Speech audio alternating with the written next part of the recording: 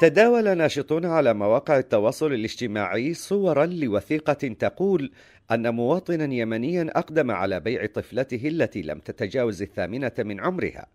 وبحسب الوثيقة فقد أقدم الأب على بيع طفلته مقابل 200 ألف ريال ليسدد الدين الذي عليه لطليقته، كما هو موضح في وثيقة البيع والشراء.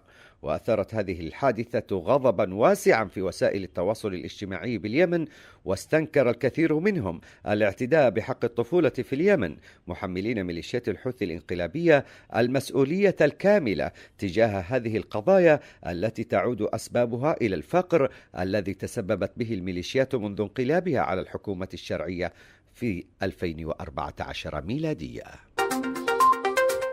شكرا لمشاهدتك قناة الجمهورية. سنسعد باشتراكك بالقناة وتفعيل الجرس وإعجابك بالفيديو.